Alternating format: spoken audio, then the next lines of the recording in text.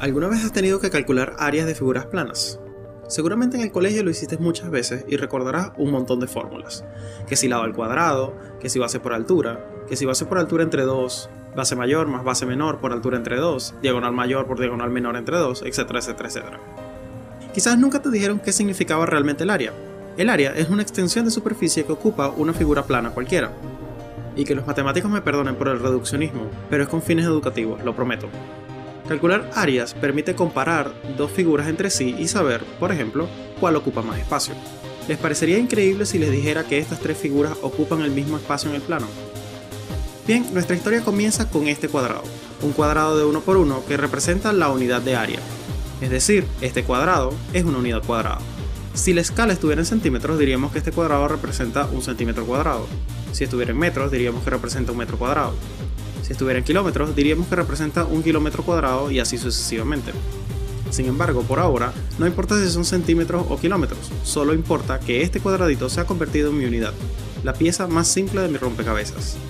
Si nos pidieran el área de este rectángulo, podríamos decir que su área es 2 unidades cuadradas. Si nos pidieran el área de este cuadrado, diríamos que tiene 9 unidades cuadradas, es decir, su área es 9. Si nos pidieran el área de este rectángulo, diríamos que es 18. Hay 18 de mis unidades cuadradas aquí. Para estos rectángulos no es necesario contar uno a uno los cuadrados, basta con multiplicar el número de filas por el número de columnas, en este caso 3 por 6, que es en efecto 18. Y es precisamente esta idea la que está contenida en la fórmula para calcular el área de un rectángulo. ¿La recuerdan? Base por altura. Pero ¿qué pasaría si las medidas del rectángulo no fueran enteras? Si el rectángulo fuera así, entonces el área sería 2 unidades y media, que es lo mismo que 2,5. Si tuviéramos un cuadrado de 3,5 por 3,5, veríamos que el área es igual a 9 cuadraditos, 6 mitades que representan 3 unidades, y un cuarto de unidad. Al sumar resulta un total de 12 y un cuarto, o 12,25. A decir verdad, la multiplicación está muy relacionada con todo esto. Fíjense en este rectángulo de 3,5 por 2,5. Calculemos su área. Contamos 6 cuadraditos, 4 mitades que representan 2 cuadraditos más, una mitad y un cuarto. Al sumar todo esto, tenemos 8 unidades, una mitad y un cuarto. Para sumar rápidamente un medio más un cuarto, nos fijamos en este dibujo.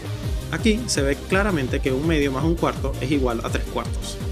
Con esto tenemos que el área de este rectángulo es 8 unidades y 3 cuartos, o también 8,75. Si multiplicamos esto de la forma tradicional, llegaremos al mismo resultado. Y no solo eso, el procedimiento también está representado aquí. ¿Y qué pasaría si la figura no fuera un rectángulo? Digamos, una figura irregular como esta.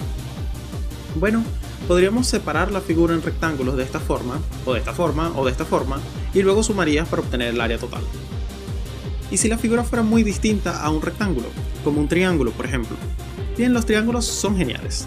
Fíjate en este triángulo rectángulo, que se llama rectángulo porque tiene un ángulo recto. Este triángulo es la mitad de este rectángulo, por lo que su área es la mitad. Simplemente habría que calcular el área del rectángulo y dividir entre 2. En este caso, el área del rectángulo es 8, por lo que el área del triángulo es 4. Esta idea está planteada en la fórmula para calcular el área de un triángulo, que es en efecto el área del rectángulo entre 2.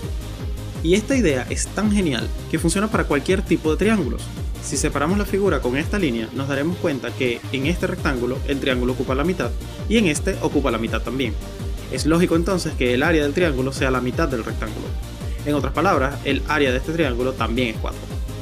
Si dibujamos paralelas como esta y dibujamos todos estos triángulos distintos, veremos que al ser sus bases iguales y sus alturas iguales, sus áreas son iguales. La misma idea funciona con estos cuadriláteros, un rectángulo y un paralelogramo. Por sorprendente que parezca, estos cuadriláteros tienen igual área, y para verlo claramente podemos tomar este triángulo y colocarlo de este lado. Y esto es solo el comienzo. Fíjense en este trapecio. Podrían calcular su área dividiéndolo en dos triángulos y un cuadrado, pero si tomamos una copia, la rotamos y la colocamos aquí, tendremos un paralelogramo.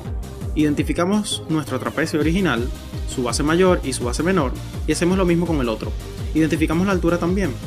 El área de este paralelogramo, como vimos antes, es la multiplicación de la base por la altura. En este caso, la base del paralelogramo es la suma de la base menor más la base mayor del trapecio. Esto multiplicado por la altura es el área del paralelogramo.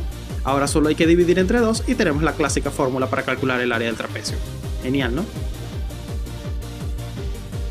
Por cierto, ¿se imaginan cómo podría alguien calcular el área de un círculo? Eso es una pregunta para un próximo video.